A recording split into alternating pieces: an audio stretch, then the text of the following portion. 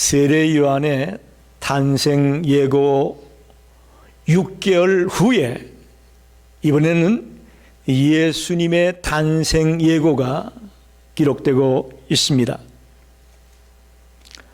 누가는 이제 스포트라이트를 복음서의 주인공이라고 할 수 있는 예수님께로 돌리고 있습니다. 특이한 것은 예수님의 탄생 예언이 세례 요한의 탄생 예언과 구조적으로 평형을 이루고 있다는 것입니다. 비슷한 점도 있고 차이점도 있는 그런 기록을 볼 수가 있습니다. 먼저 세례 요한의 탄생 예언과 예수님의 탄생 예언의 비슷한 점을 찾아보면 둘 다 천사가 나타나서 예언을 했다는 것입니다. 가브리엘 천사가 세례 요한의 예언도 이야기했고 또 예수님의 탄생도 예언하고 있습니다. 두 번째는 사가랴 또 마리아가 그 말을 듣고 모두 놀랐다고 되어 있습니다. 세 번째는 둘 다 놀랍게도 아들을 낳을 것이라고 약속하고 있습니다. 예, 사가랴에게도 아들을 낳을 것이다. 마리아에게도 아들을 낳을 것이다. 네 번째는 태어날 아이의 사명이 하나님의 구속 섭리에 의해서 예비하는 자로 태어날 거고 하나는 예비된 자로 태어날 것이라고 하는 연속성이 있습니다. 즉 세례 요한은 예수님의 탄생을, 예수님의 길을 예비하기 위해서 태어난 자고 또 예수님은 그 예비됨을 받은 자로서 탄생하게 될 것이다. 연결성을 갖고 있습니다. 그리고 엄격히 따져보면 이 둘은 구약 예언의 성취입니다. 이미 구약 성경에 세례 요한의 탄생이라든지 예수님의 탄생 얘기가 예언되어 있습니다. 그 예언이 성취된 그런 기록으로 볼 수가 있습니다. 이렇게 두 예언의 사이에 유사점이 있습니다. 반대로 차이점이 있습니다. 첫째는 세례 요한의 탄생은 인간의 육체적인 결합에 의한 탄생이었죠. 그러나 예수는 성령의 역사에 의해 동정녀의 몸에서 잉태되었다는 것입니다. 굉장히 중요한 차이점이 있습니다. 두 번째는 세례 요한은 인간의 출생법에 의해 태어난 그런 인물이기 때문에 죄를 지니고 태어난 불완전한 인간이다 이렇게 말할 수 있습니다. 반면에 예수님은 전사의 메시지가 전해주듯이 다윗의 조상으로 인하여 태어난 인간의 모습이기는 하지만 성령으로 잉태된 죄가 없는 인간, 즉 완전한 인간이며 완전한 신의 모습으로 오실 것을 말하고 있습니다. 세 번째로 세례 요한은 구약에 보면 주의 길을 예비할 자로 이 땅에 왔습니다. 주의 길을 예비할 사람으로. 그러나 예수님은 그야말로 구원의 복음의 핵심이고 메시아로서 이 땅에 오실 것이다 그런 말입니다. 이런 세례 요한과 예수님의 탄생에는 명백한 차이점이 있음을 발견할 수가 있습니다. 오늘 저는 이 본문을 가지고 놀라운 순종이라는 그런 제목을 가지고 같이 은혜를 나누고 싶습니다. 첫째로 전사가 찾아온 마리아를 생각해 보려고 합니다. 26절, 27절을 다시 한번 보겠습니다. 여섯째 달에 천사 가브리엘이 하나님의 보내심을 받아 갈릴리 나사렛이란 동네에 가서 다윗의 자손 요셉이라는 사람과 정혼한 약혼한 처녀에게 이르니 그 처녀의 이름은 마리아라.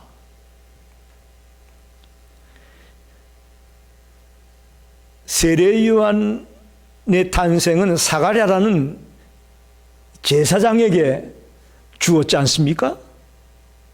그런데 마리아는 제사장도 아닙니다. 선지자도 아닙니다. 또 그는 하나님의 성전에 가서 예배를 위해서 봉사하고 일하는 그런 자도 아닙니다.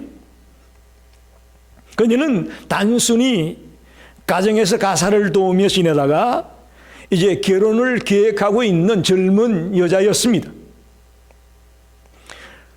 특별히 그녀는 다윗의 자손 요셉이라는 자와 약혼했다. 오늘 우리 개역 개정 성경에는 약혼이라고 되어 있지만 옛날 성경에는, 개역 성경에는 정혼이라고 되어 있습니다.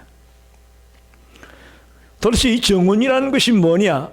좀 설명이 필요합니다.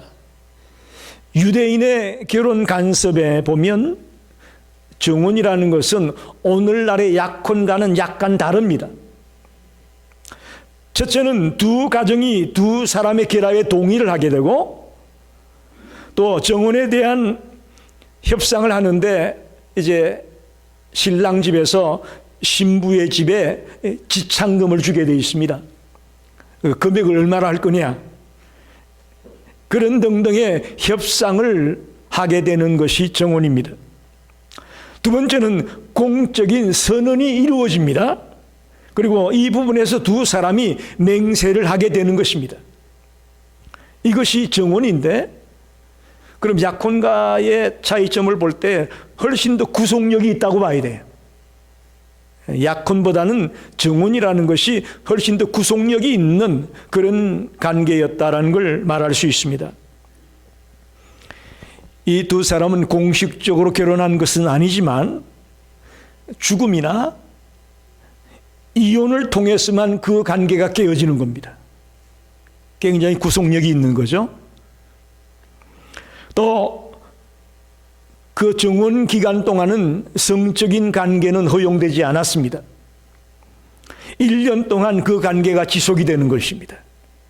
그래서 이 시기에 두 사람은 각기 자기 부모의 집에서 생활했습니다. 이 기다림의 시간을 통해서 신부의 순결을 증명하는 것입니다. 만약에 이 시기에 신부가 임신을 했다, 그것은 곧 파혼을 의미하고 굉장한 위기를 만나게 될 수 있는 것입니다. 마태복음 1장 19절에 보게 되면 요셉이 이렇게 말하죠.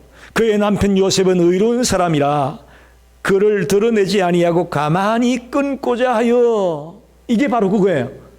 처녀가 임신을 했어요. 이건 부정한 여인에 속하기 때문에 이건 파혼이에요. 끝나는 거예요. 그런데 요셉은 조용히 끊고자 했다, 그렇게 말하고 있죠. 이 기간이 지나면, 이 기간이 무사히 잘 지나가게 되면 이제 그때야 두 사람이 정식으로 결혼을 하게 되는 것입니다. 그러니 천사가 마리아에게 이야기한 이 내용은 정말 심각한 이야기입니다. 정혼한 여자에게 이 얘기는 그야말로 천지개벽할 일이에요. 마리아의 상황을 여러분이 지금 충분히 이해하고 이 말씀을 들으셔야 합니다.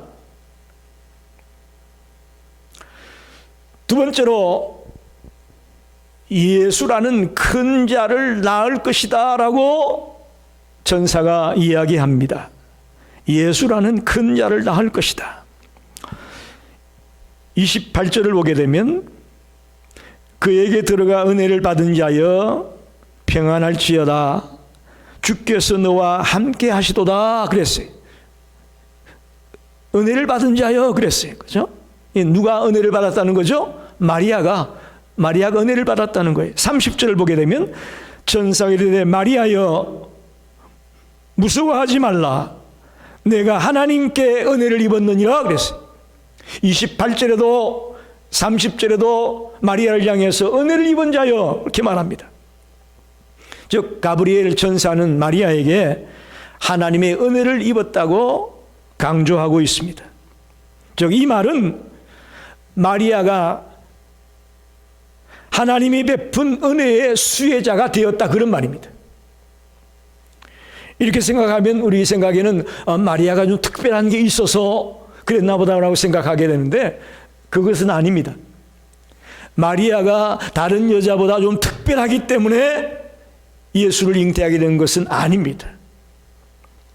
그녀도 우리와 똑같은 죄가 있는 그런 여인이었고 우리보다 특별히 달라서 예수를 잉태하는 이런 순간을 맞이한 것은 아닙니다.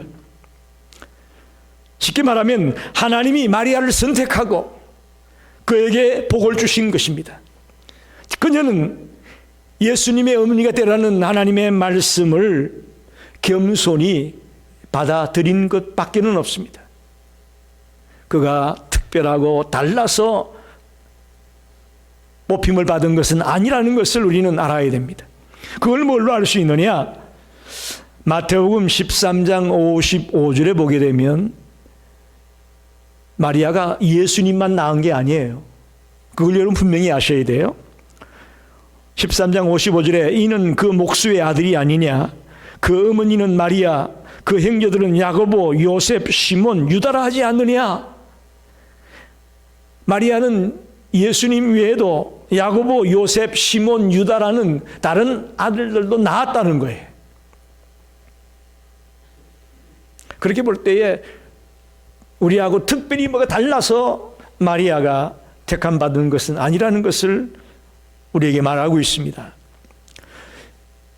31절에 보라 내가 잉태하여 아들을 낳으리니 그 이름을 예수라 하라. 그 이름을 예수라 하라. 예수를 낳게 될 거다. 그런 말이에요. 32절에 그가 큰 자가 되고 지극히 높으신 이의 아들이라 일컬어질 것이요 주 하나님께서 그 조상 다윗의 왕위를 그에게 줄 것이다. 할렐루야. 마리아가 잉태하게 될 자가 예수라는 거예요. 이 예수라는 말은 헬라어인데 히브리어로는 여호수아라 그럽니다. 여호수아 들어봤죠?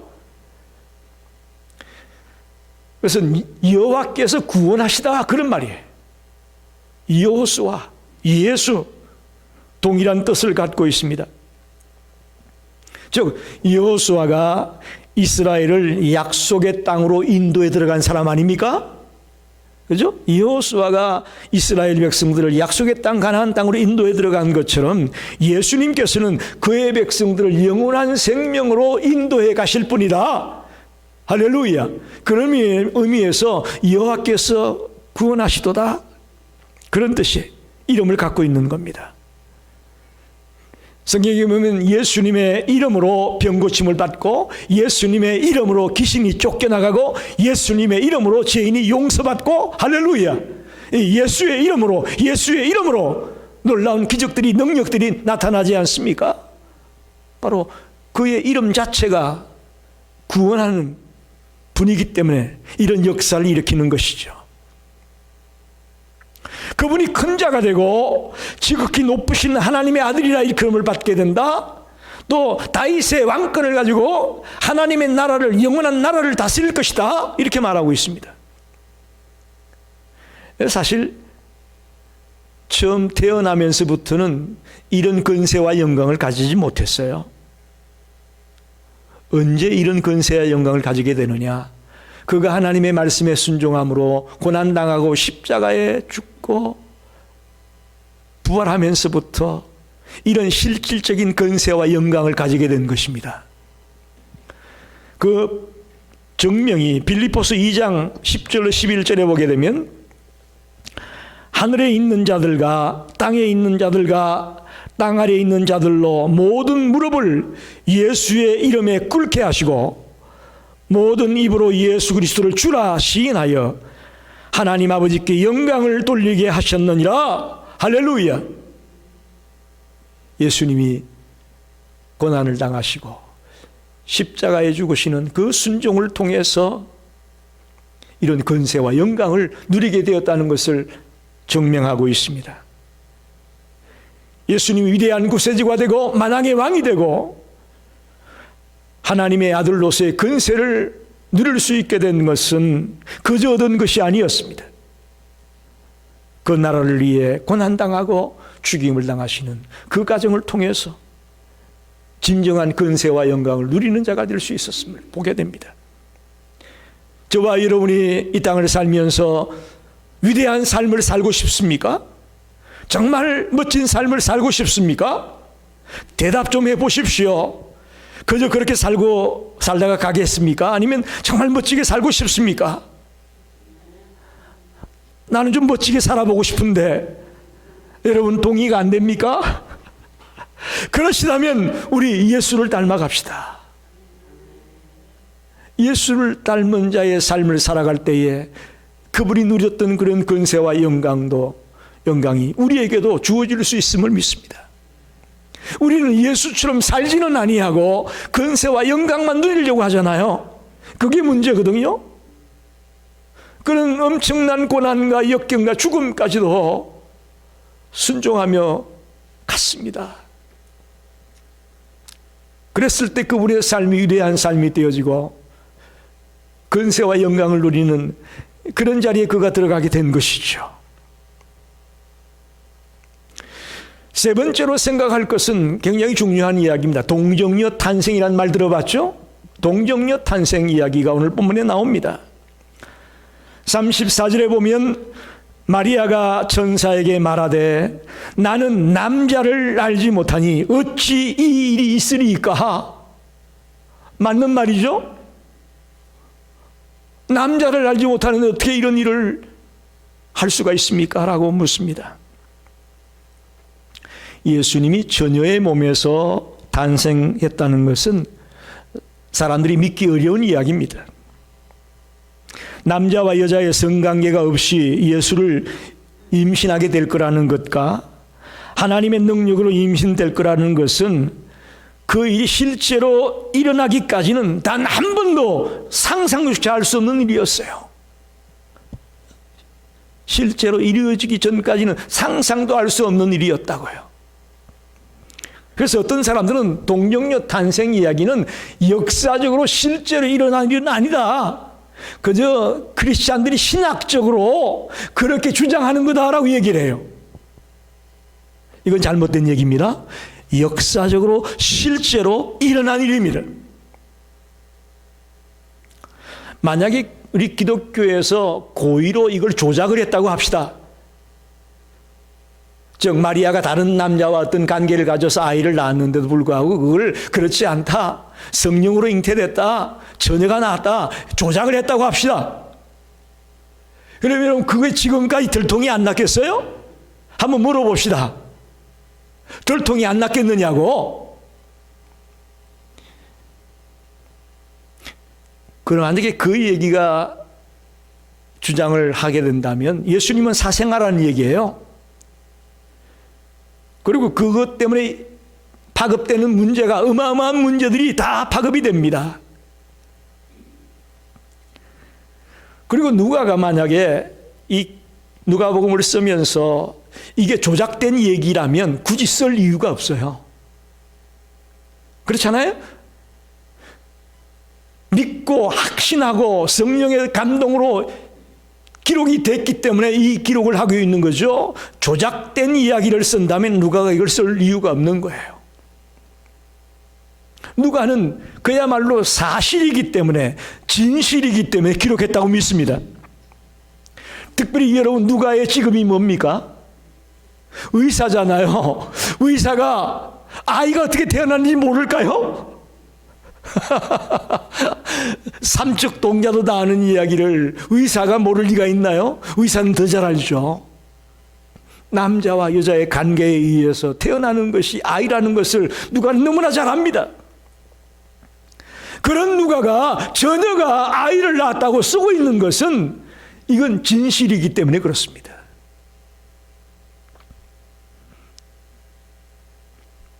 누가는 목격자들의 목격담에 기초해서 이 복음서를 기록했다고 봅니다. 발로 뛰는 저자였습니다. 이렇게 볼 수 있어요. 유대인들이나 그 당시 크리스찬들은 하나님이 천지 만물을 창조했다고 창조주 하나님을 믿습니다. 그러니 말씀으로 천지 만물을 창조한 그 하나님께서 여자의 몸에, 여자의 자궁 속에 아이를 갖게 하는 것, 이거 얼마든지 할 수 있다라고 믿는 거예요. 아멘입니까? 할렐루야. 이 말씀 한마디로 천지 만물을 창조했던 그 하나님이라면 처녀의 그 자궁 속에 아이를 생기게 하는 그 역할도 얼마든지 할 수 있는 능력이 있는 하나님이다. 그 믿음을 가지고 있었다는 것이죠. 여러분, 동정녀 탄생이 왜 이렇게 중요한지 아십니까? 예수님은 우리의 죄를 대신 지고 십자가에 돌아가신 분입니다. 그런데 만약에 그 예수님이 죄가 있는 분이라면 우리를 위해 대신 죽을 수 있나요? 절대로 없습니다. 절대로 없어요. 그건 쇼예요. 쇼라고요. 거짓말이에요. 그 예수님이 죄가 없어야만 우리의 구세주가 될 수 있습니다. 이 너무나 중요한 사건이에요. 그래서 우리가 만약에 예수님이 동정녀 탄생이 아니라 요셉이 됐던 어떤 남자와의 관계 속에서 나온 인물로 본다면 예수님도 죄인이에요. 아담의 후손으로서 원죄를 갖고 태어날 수밖에 없는 죄인이란 말입니다.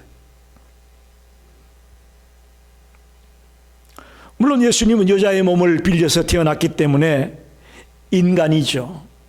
그러나 그는 죄가 없는 완전한 인간이요, 완전한 신으로 우리는 고백할 수밖에 없습니다. 그래서 이 동정녀 탄생이라는 것이 우리 기독교의 신앙에 있어서 매우 중요한 것입니다. 매우 중요한 것입니다. 우리 구원에 관한 모든 근간이 이게 믿어지지 않으면 다 무너지는 겁니다. 동정녀 탄생 예의를 믿지 못한다면 우리의 구원에 대한 모든 이론들이 다 무너지는 거예요. 그래서 오늘 이 누가복음 1장의 말씀이 그렇게 중요한 것입니다. 마지막으로 마리아의 놀라운 순종을 생각해 보려고 하는 것입니다. 여러분, 처녀가 임신했다는 것은 부정한 짓을 저질렀다는 것입니다. 그죠? 그 당시 이런 부정한 일을 저지르게 되면 어떻게 됩니까? 돌에 맞아 죽었어요. 여러분, 가늠하다가 현장에 잡혀온 사람들을 돌로 치려고 그러잖아요. 그것처럼 만약에 이 처녀가 임신을 했다는 사실이 알려지게 되면 부정한 일을 저질렀기 때문에 돌에 맞아 죽는 거예요. 여러분, 이런 상황에서 마리아가 이걸 순종할 수 있겠어요? 이걸 받아들일 수 있겠어요?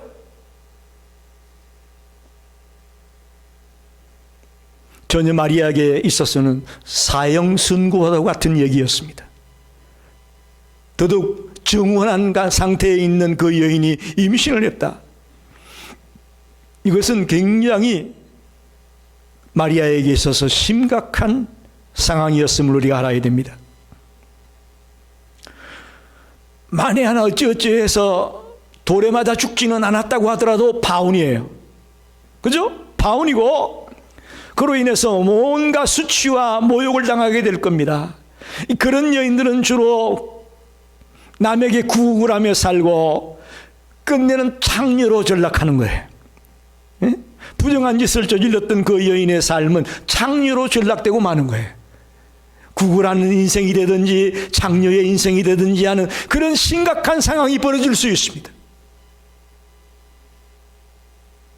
다시 말하면 목숨을 내놓는 순종이란 말이에요. 우리가 생각하기에 38절에 주의 계집종이오니 말씀이 내게 이루어지이다 이런 고백을 하는 걸 보니까 마리아가 고백했구나 이렇게 가볍게 생각할 것이 아니라는 얘기예요. 자기 목숨을 내놓는 순종이란 말이에요. 하나님이 말씀하셨기 때문에 어떤 상황에서도 나는 죽지 않을 것이라는 그런 믿음이 있었고 또 그 믿음이 있었기 때문에 사형이 언도되는 것 같고 돌에 맞아 죽는 것 같고 창녀로 전락되는 그런 엄청난 일이 벌어질지라도 내가 순종하겠다는 그런 놀라운 순종의 모습을 우리 마리아에게서 발견할 수 있는 겁니다.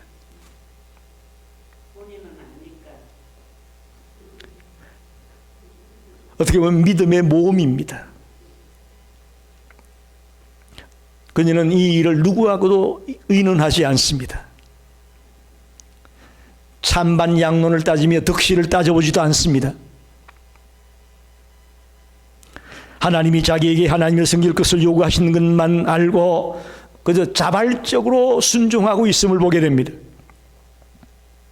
저와 여러분에게도 이 마리아와 같은 이런 자발적인 순종이 있기를 원합니다.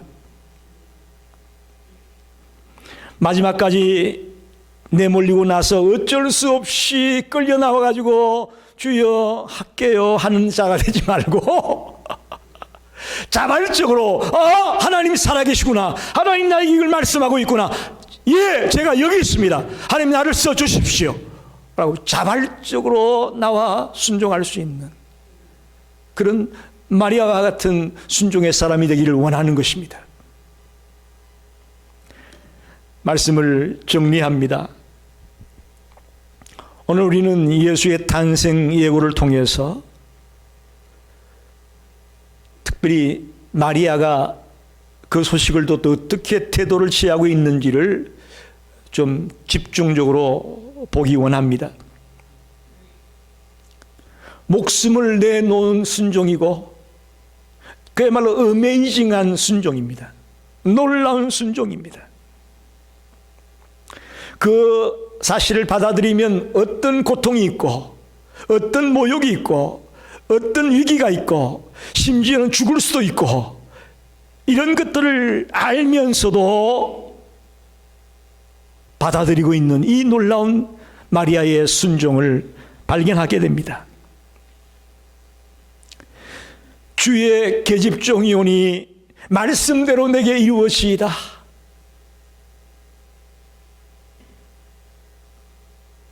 여러분은 어떻게 생각합니까? 저와 여러분에게 이런 믿음이 있기를 바랍니다. 주의 말씀대로 되기를 원합니다. 앞뒤 따져보고 이익이 되면 yes 하고 손해가 생길 것 같으면 no 하는 그런 오늘날의 그리스도인들과는 상당한 거리가 있는 마리아의 모습을 발견합니다. 우리도 오늘부터 마리아처럼 하나님의 모든 말씀은 능치 못함이 없습니다. 37절에 있는 말씀처럼 하나님의 말씀은 능치 못함이 없습니다. 말씀이 내게 이루어지기 원합니다라는 그런 고백을 가지고 살아가는 믿음의 성도들이 되시기를 간절히 축원합니다. 기도합니다.